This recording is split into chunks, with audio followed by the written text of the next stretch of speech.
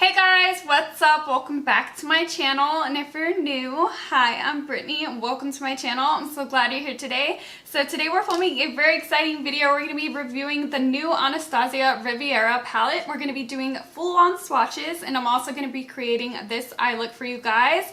And so this baby retails for $45. It's $3 more than the Norvina Soft Glam and what other one? Modern Renaissance.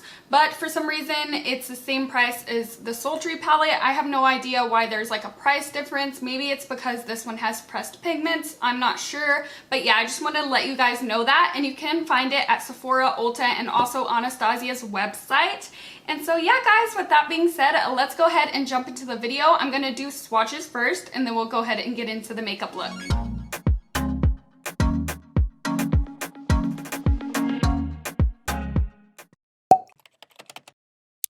Alrighty guys, so this is what she looks like right here. Her packaging is super cute. It matches the palette exactly, and then on the back it has your information. And let's go ahead and open it up.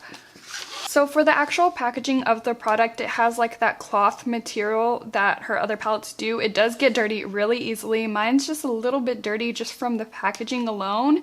And then here is the back. Okay, and let's go ahead and take a look at the colors. It does come with the same brush that her other palettes come with. So inside you have a nice variety of colors. You have a lot of different finishes as well. We have some duochromes, some shimmer, some matte, and even some pressed pigments, which I will note which ones are pressed pigments whenever I'm doing the swatches. And so yeah, let's go ahead and swatch. I'm gonna go ahead and start from left to right and work my way down. So the first color we have here is called Seashells, and it's just a matte white shade. So let's go ahead and see how this white swatches. Ooh, really pretty. It feels really, really smooth. And so that one is Seashells. Next up we have the color Yacht, which seems to be a shimmer. These do seem like they're really powdery, but I mean, that's nothing different for Anastasia. Usually her eyeshadows are on the more powdery side. That one is really pretty. Next up we have the color Seashells, which is this beautiful like aqua blue. I'm trying not to go in too hard because they are super pigmented already. Next up we have Palermo. I'm not sure if I'm pronouncing that right. And this one is just a really beautiful pink shade. Look how pigmented that is. It's so pretty. Now we have the color Seaside, which is a beautiful gunmetal shade. So this one is Seaside, and Seaside is one of the more cooler tone shades that they have in the palette. Then we have the color Inheritance, which is the gold from the palette. That's so funny they would name it Inheritance because it's the gold. I think I'm gonna want to use this one on my eyes today because it's just so beautiful. Look at that. Next up we have the color Mediterranean. Now this one I feel like goes with the like navy theme. It's so pretty. Now going back in with some matte shades, we have the color Estate. So this one is pretty much my skin tone, so we'll see if it shows up. Oh, it's a lot more peachy on my skin.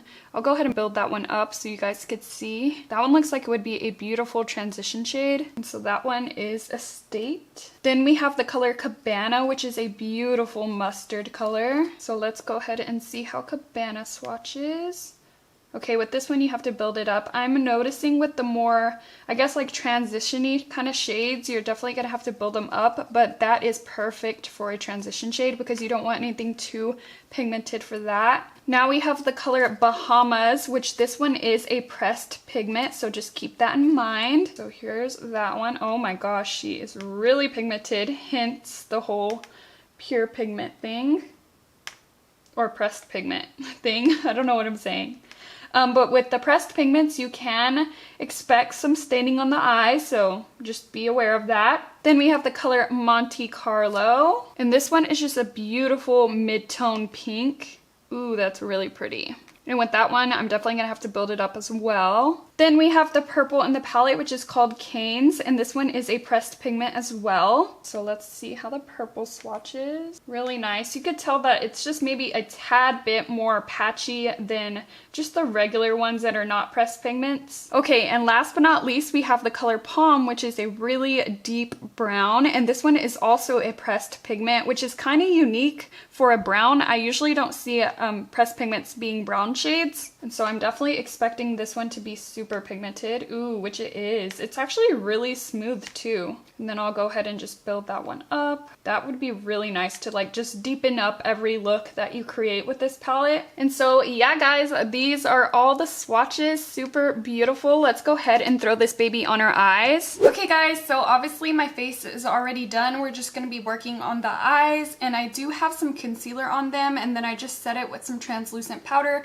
That's usually what I use on my eyelids to prime them every day. I don't really use like a specific eyeshadow primer. I just use concealer. So for today's look from the swatches, I think I want to do something kind of navy inspired. So I definitely want to use like this gold and this navy color at the end.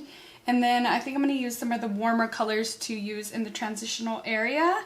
And so yeah, I'm super excited. Let's go ahead and get started. So I'm going to start off with the color Estate, which is this really light kind of peachy cream shade. And I'm going to make sure to tap off my brush just because they do have a lot of powder kick up. And then I'm just going to apply this into my crease and above it and just kind of blow it out. This color is so pretty.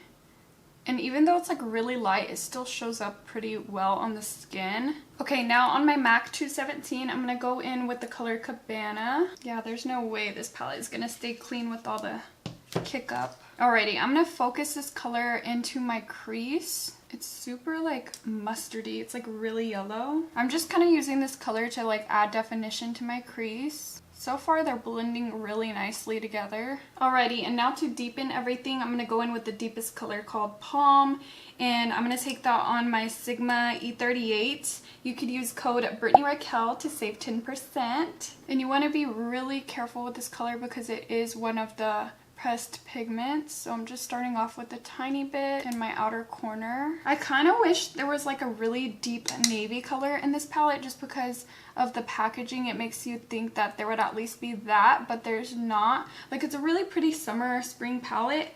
It just doesn't go with the packaging, but it's still really pretty, if that makes any sense. And I'm just gonna slowly start blending that brown out and into the crease. So even though this color is a pressed pigment, I feel like it's blending out really, really nicely. Now I'm going back in with that first color we started with, and I'm just gonna blend everything out with this shade. Alrighty guys, and for my lid, I definitely need some more room so we could put as much shimmer on the lid as we can. So I'm gonna go ahead and go off camera and cut my crease really quick, and then I'll be right back. Alright guys, crease is now cut. Now we have a lot more room to work with, so we're gonna apply some shimmers. I'm actually gonna take the brush that comes in the palette, and I'm gonna take the flat side, and I'm gonna go into the beautiful gold called Inheritance, and we're gonna go in with it dry, and I'm gonna apply it to the inner part of the cut crease about halfway. Oh my gosh guys, I have to work today and I don't feel like going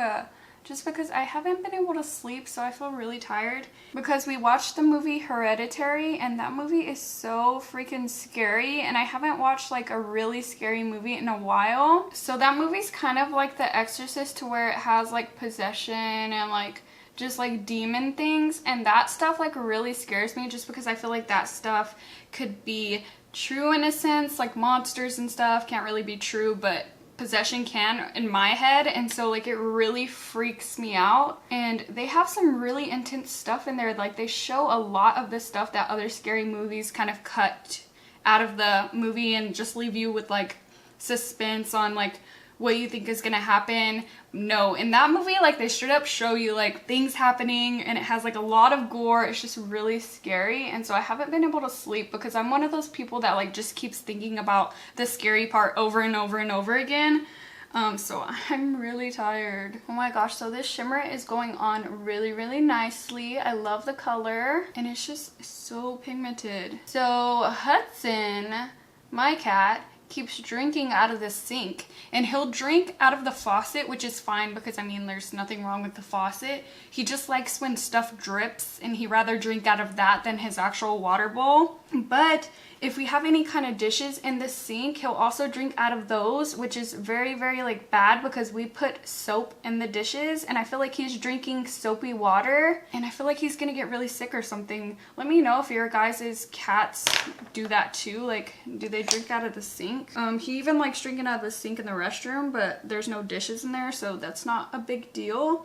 I just hate that he drinks like the soapy water. That cannot be good. So we did get a lot of fallout from the gold, which I feel like I buffed it away too late because now it's like staying on my skin. So yeah, with this palette you could definitely do your eyes like first so you don't have that problem, but I'm just so used to doing my face first and my eyes last that that's just how I did it today. But it's not that big of a deal. I'll just have a little sparkle here and there. It's fine. So now for the other half of the lid, I'm going to go in with the other shimmer, which is called Mediterranean, which is the kind of navy shimmer. It's really pretty. And then I'm just going to apply that right next to that yellow. Now I like to leave a little bit of space in between before I go in and blend it, just because I want to get the blue all the way down and then I'll go in and marry the two. I'm really making sure to like tap off my brush with this one, just because if I get blue on my foundation, that might not look as good as the gold did on my face. Yeah, I'm getting fallout still. No.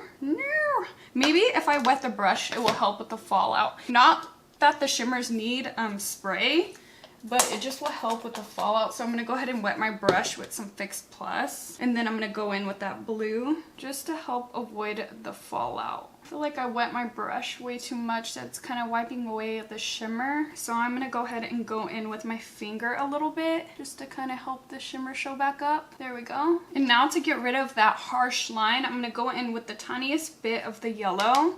And then I'm just going to blend the two together like this. And then get a little bit of the blue and do the same exact thing. So for this side, I ended up not using the wet brush. What I did was I just used my finger. I found that they work a little bit better if you use your finger rather than like a wet brush, just because the wet brush kind of gets rid of the foiledness if you wet it too much like I did. But I'm not sure if you like barely wet it or anything, but I'm just saying like they work really good with your fingers. All right, now I'm gonna go in with the color Palm, which is that dark brown, on a really tiny brush, and I'm just gonna go ahead and outline where we cut the crease just to get that definition back and to kind of clean everything up. And then going in with the same color in my Sigma E38, I'm just going to use that to re-deepen up this outer corner. And I'm just going to blend that into that blue shade. Alright, now I'm going to take the white color in the palette and I'm going to use this under my brow. And this is just the Sigma E55.